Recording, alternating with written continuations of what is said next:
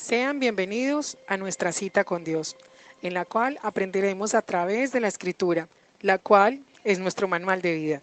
Y llegamos a la séptima plaga, que era el castigo con el granizo. Esta plaga avergonzaba a un dios egipcio que se llamaba Set y al cual se le otorgaba el poder de controlar todo lo que tuviera que ver con las tormentas. Al ser una tormenta de granizo en una zona desértica, pues no es lo usual que caiga granizo, porque dependerá mucho de la saturación de humedad en el ambiente, dependerá mucho de la temperatura en el ambiente, entonces no es lo normal que en el desierto caiga granizo, y máxime del tamaño que registra la Biblia, que eran bastante grandes, capaces de quitar la vida a las personas o a los ganados. Con esta plaga entonces se avergüenza públicamente al dios Set, y vamos a ver que entonces que es una deidad más que queda avergonzada por el poder de Dios.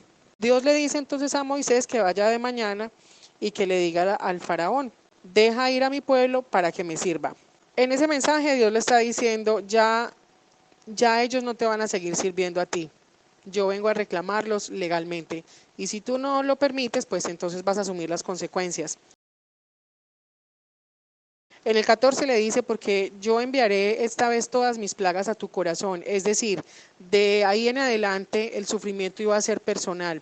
Él iba a ver cómo todo el mundo empezaba a cuestionar su autoridad, su poder, cómo los egipcios empezaban a cuestionar incluso su estructura religiosa, su politeísmo. Empezaban ya a quejarse, empezaban a expresar su descontento. Dice: sobre tus siervos y sobre tu pueblo, para que entiendas que no hay otro como yo en toda la tierra. Porque ahora yo extenderé mi mano para herirte a ti y a tu pueblo de plaga, y serás quitado de la tierra.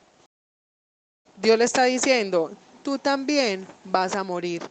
Sigues siendo hombre como cualquiera, no hay eternidad en ti. Versículo 16: y a la verdad yo te he puesto para mostrar en ti mi poder y para que mi nombre sea anunciado en toda la tierra. ¿Qué quería decir esto? Que Dios le estaba mandando a decir al faraón: mire, usted está ahí porque yo lo he permitido. Y cada vez que usted endurece su corazón, lo único que logra es que mi nombre sea más engrandecido. Porque póngase usted a pensar, ¿qué hubiera pasado si con la primera advertencia el faraón hubiera decidido dejar ir libremente al pueblo? Pues sencillamente ese pueblo se hubiera ido, pero no habrían tenido, digamos, una conversión real de las deidades de Egipto al Dios de Israel, porque recuerden que el pueblo de Israel se había pervertido con las costumbres idolátricas del pueblo de Egipto.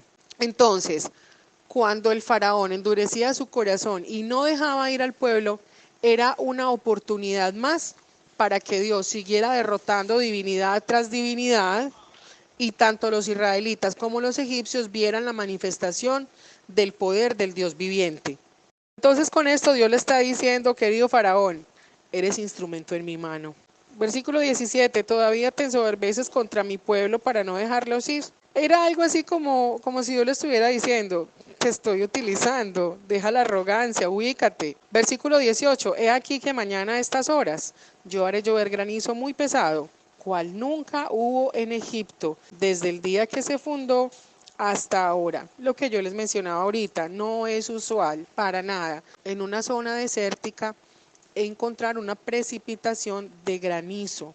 Pueden haber lluvias fuertes, pero en periodos muy cortos durante el año.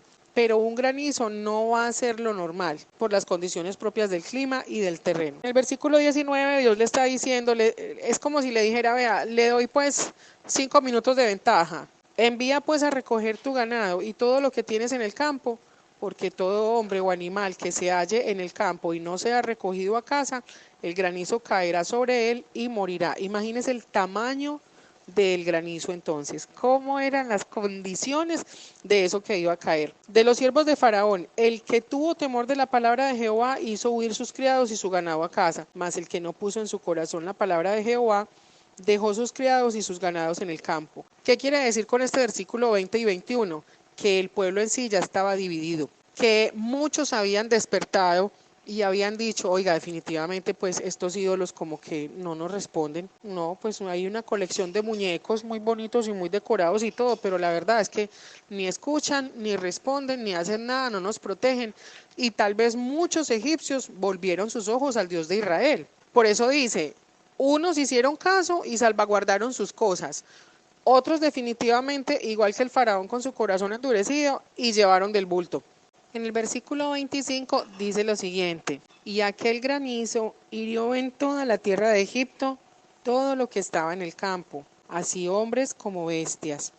Asimismo, destrozó el granizo toda la hierba del campo y desgajó todos los árboles del país. Solamente en la tierra de Gosén, donde estaban los hijos de Israel, no hubo granizo. Como siempre, Dios está cuidando a su pueblo.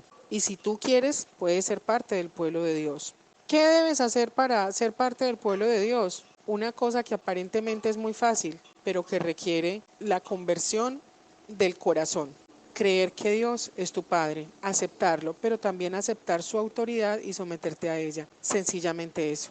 Y tener obviamente pues una vida en comunión con Él. Vemos también en el versículo 25 que se nos está diciendo que fueron destruidas muchas cosas, que muchos animales pues fueron heridos con estos granizos enormes que en caída libre y con el peso que tiene el hielo pues eran proyectiles que estaban hiriendo a las personas y a los animales. Pero también dice que fueron destruidas las plantas, la hierba y los árboles. Vamos a ver por qué incidencia tenía eso. Resulta que los animales servían para dos cosas fundamentales. Una, como alimento. Y la otra, muchos de esos animales eran ofrecidos como holocaustos a los ídolos de Egipto. Entonces con esto se frenaba esa parte del ofrecimiento idolátrico, pero al mismo tiempo pues el pueblo iba a estar cada vez más debilitado porque ya no podían acceder a los alimentos de la tierra. Bueno, en este caso a los alimentos que representaban los animales. Al herir la hierba, los animales que sobrevivían al granizo, pues era muy probable que no iban a tener muchas posibilidades de vivir. Entonces, como quedaban unos ganados muy reducidos, ya los egipcios tenían que, digamos, ponerse a escoger si de pronto la vaquita que quedaba sanita o los animales que ellos fueran a ofrecer, si ese animalito quedaba sanito, pues entonces tenían que elegir si se lo ofrecían a un demonio, a un ídolo, a una deidad de ellos, o se alimentaban con él a su familia. Entonces era muy tremendo porque con esto Dios los estaba poniendo, los estaba acorralando de tal forma de que ellos tenían que elegir realmente quién era más importante para ellos, si sus dioses o su familia. Pero es que resulta que esos dioses ya habían demostrado que no servían para nada.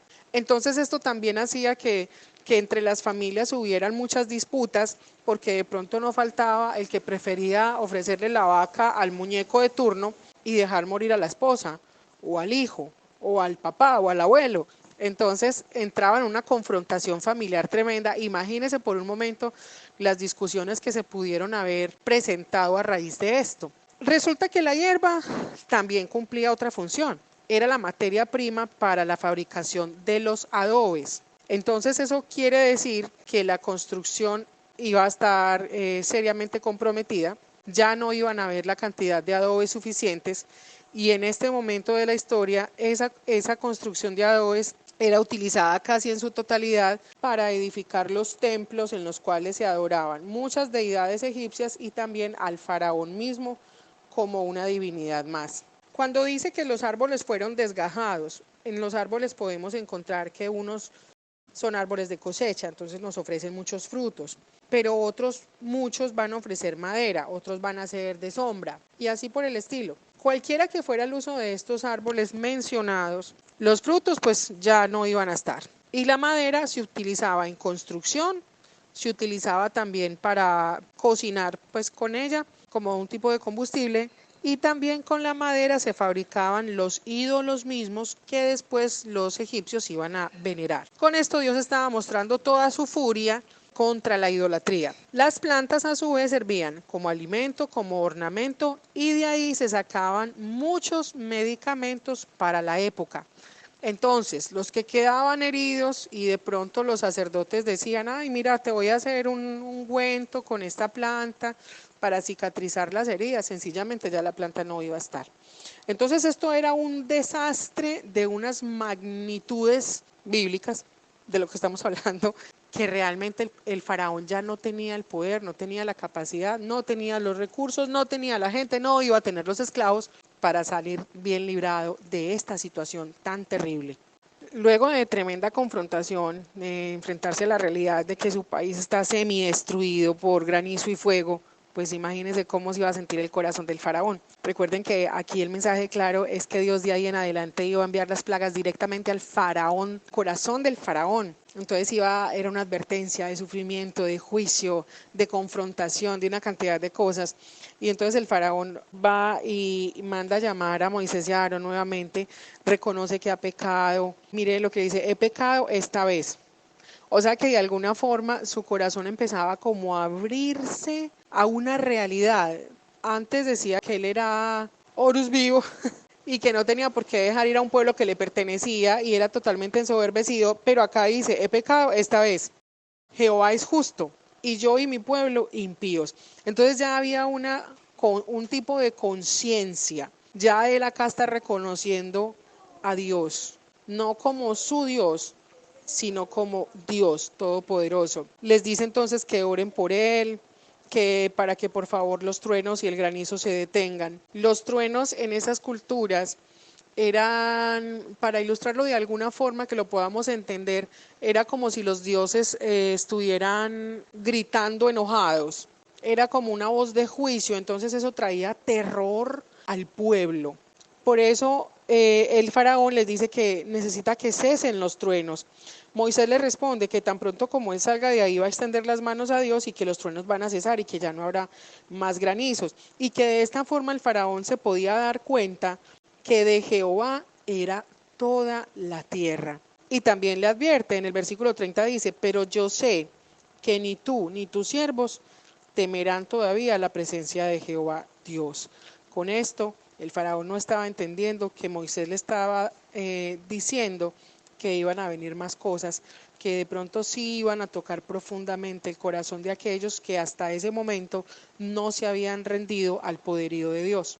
Y nuevamente, pues esta plaga termina diciendo que efectivamente el faraón, al ver que ya no había ni lluvia ni truenos, pues sencillamente se obstinó en pecar y endurecieron su corazón, él y sus siervos. Cuídate, cuídate de tomar a Dios como el trapito de la cocina, solamente para limpiar regueritos de momento y no convertirte a Él verdaderamente. Si te gusta lo que aprendiste, te invito a que te suscribas, a que le des like y que actives la campanita para recibir nuestras notificaciones.